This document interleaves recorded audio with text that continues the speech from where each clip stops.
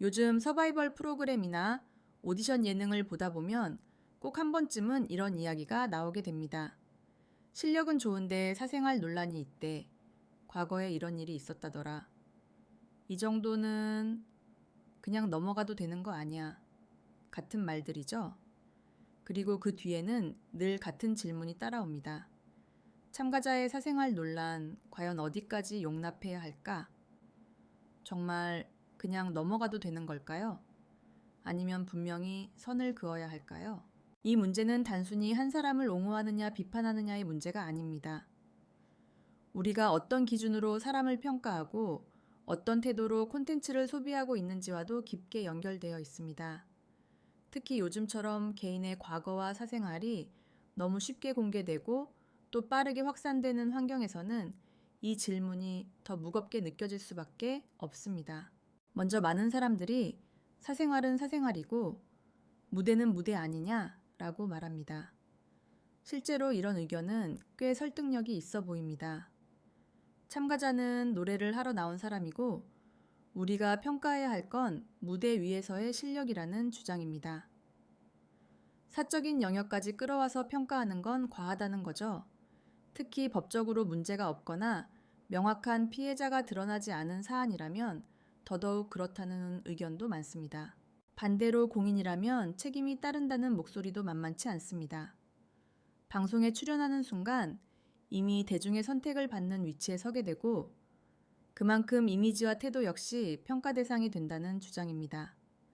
특히 서바이벌 프로그램은 단순히 노래 실력만 뽑는 자리가 아니라 스타를 만들어내는 구조이기 때문에 사생활 역시 무시할 수 없다는 시각이죠.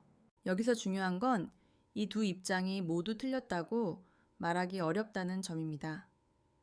문제는 늘 어디까지가 사생활이고 어디부터가 공적인 책임인가라는 경계가 애매하다는 데 있습니다. 예를 들어 과거의 연애 문제, 개인적인 인간관계 혹은 오래전 미성숙했던 행동들까지 현재의 무대에 그대로 적용하는 것이 과연 공정한가라는 질문이 생깁니다. 더 복잡한 건 논란의 크기와 성격이 제각각이라는 점입니다. 어떤 논란은 명확한 사실관계와 피해가 존재하는 반면 어떤 논란은 추측과 소문 수준에 머무르기도 합니다. 하지만 온라인에서는 이 모든 것이 비슷한 무게로 소비되는 경우가 많습니다. 논란 있음이라는 한 줄 요약으로 사람을 규정해버리는 순간 그 뒤에 있는 맥락은 사라져버립니다. 여기서 또 하나 짚어봐야 할 부분은 시청자의 태도입니다. 우리는 종종 제작진이 알아서 판단하겠지라며 책임을 넘깁니다. 하지만 사실 프로그램의 흐름과 결과에 가장 큰 영향을 미치는 건 결국 시청자의 반응입니다. 댓글 조회수 화제성 그리고 여론. 이 모든 것이 참가자의 생존과 직결됩니다. 다시 말해 우리는 단순한 관찰자가 아니라 이 구조에 적극적으로 참여하고 있는 셈입니다. 그렇다면 그냥 넘어가도 됨이라는 말은 어떤 의미일까요? 정말 아무 생각 없이 넘겨도 된다는 뜻일까요? 아니면 논란의 성격을 구분해서 판단하자는 의미일까요? 많은 경우 이 말은 피로감에서 나옵니다. 너무 많은 논란, 너무 빠른 판단, 끝없는 검증 요구 속에서 이제 좀 그만하자는 감정이 섞여 있는 거죠. 하지만 필요하다고 해서 기준 자체를 내려버리는 건 또 다른 문제를 만들 수 있습니다. 특히 주의해야 할 건 논란이 이야깃거리로 소비되기 시작하는 순간입니다.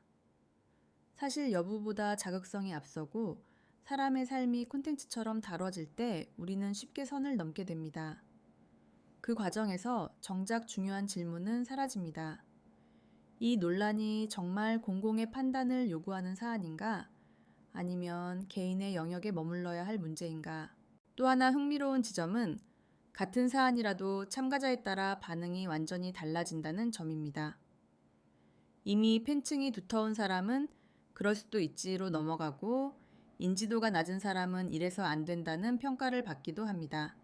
이는 우리가 얼마나 일관되지 않은 기준으로 사람을 바라보고 있는지를 보여주는 단면이기도 합니다. 결국 이 문제는 정답이 있는 질문이 아닙니다. 하지만 그렇다고 해서 생각을 멈춰도 되는 문제도 아닙니다.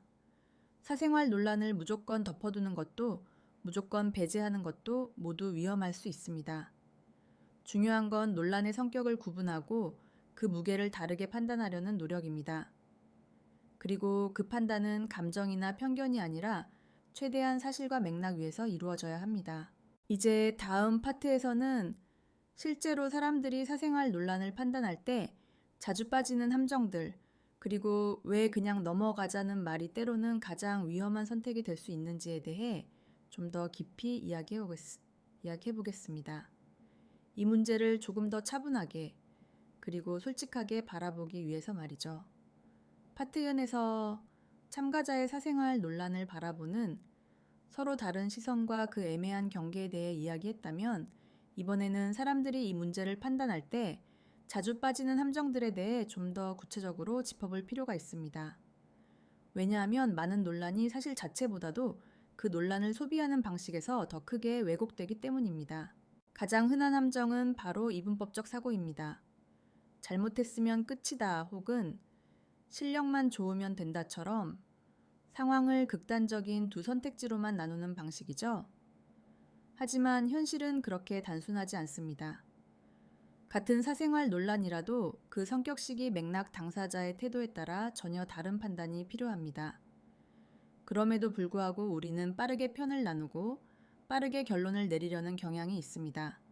그 과정에서 가장 먼저 사라지는 것이 바로 맥락입니다. 두 번째 함정은 정보의 비대칭입니다. 우리가 접하는 대부분의 논란은 단편적인 기사 제목이나 편집된 영상, 누군가의 해석이 덧붙여진 게시글을 통해 전달됩니다. 전체 사실을 알고 판단하는 경우는 거의 없습니다. 하지만 사람들은 이미 다 나온 얘기잖아 라며 그 단편적인 정보만으로 사람을 규정해버립니다. 이때 문제는 나중에 다른 사실이 드러나더라도 이미 형성된 인식은 쉽게 바뀌지 않는다는 점입니다. 세 번째는 도덕적 우월감입니다. 사생활 논란이 터질 때 일부 사람들은 무의식적으로 자신을 더 올바른 위치에 놓습니다. 나는 저렇게 안 살았다, 저건 변명일 뿐이다 라는 태도죠. 물론 비판 자체가 잘못은 아닙니다. 하지만 그 비판이 이해나 판단이 아니라 자신을 더 낮게 보이기 위한 수단이 되는 순간 논의는 이미 방향을 잃게 됩니다. 결국 논란은 해결되지 않고 낙인만 남게 됩니다. 여기서 그냥 넘어가도 됨이라는 말이 다시 등장합니다. 이 말은 얼핏 보면 관용처럼 들리지만 실제로는 매우 다른 의미로 사용되는 경우가 많습니다. 어떤 사람에게는 피해가 없는 사안이니 굳이 확대하지 말자는 합리적인 판단일 수 있지만, 또 다른 경우에는 생각하기 귀찮다, 이야기 꺼내기 피곤하다는 회피의 표현이 되기도 합니다. 이 둘은 전혀 다릅니다. 특히 문제가 되는 건 명확한 피해나 책임 문제가 있는 사안까지도 다 옛날 얘기잖아.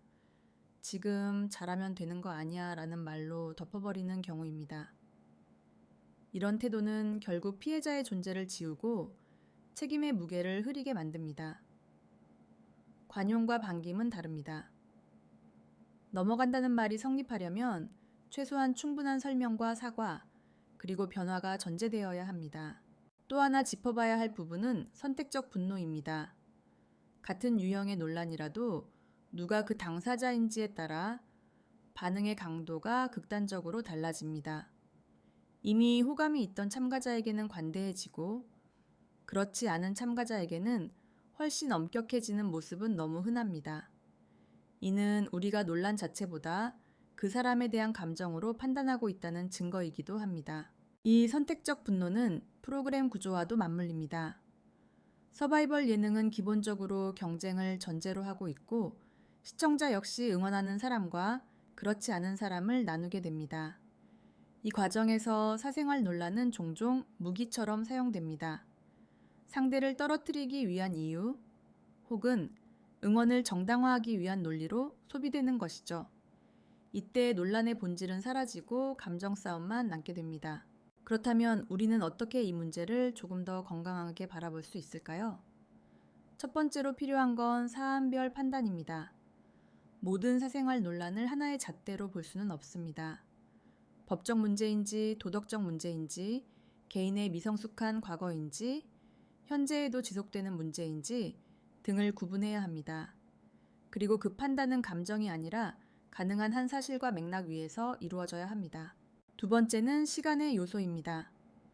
사람은 변할 수 있고 실제로 변합니다. 과거의 잘못이 현재의 모든 가능성을 완전히 지워야 하는지에 대해서는 신중한 논의가 필요합니다. 물론 변화는 말이 아니라 행동으로 증명되어야 하지만 변화의 가능성 자체를 부정해버리는 사회는 결국 누구에게도 안전하지 않습니다. 세 번째는 우리가 어디까지 관여할 권리가 있는가에 대한 질문입니다. 시청자는 평가할 권리가 있지만 심판이 될 권리가 있는지는 다시 생각해봐야 합니다. 특히 확인되지 않은 사생활까지 파헤치고 개인을 집단적으로 공격하는 방식은 어느 순간부터 정당한 비판이 아니라 폭력이 될 수 있습니다. 그냥 넘어가도 됨이라는 질문에 대한 답은 결국 상황에 따라 다르다일 수밖에 없습니다. 하지만 분명한 건 아무 생각 없이 넘어가는 것과 고민 끝에 판단하는 것은 전혀 다른 행동이라는 점입니다. 생각하지 않는 관용은 무책임이 될 수 있고 생각 없는 비판은 잔혹해질 수 있습니다.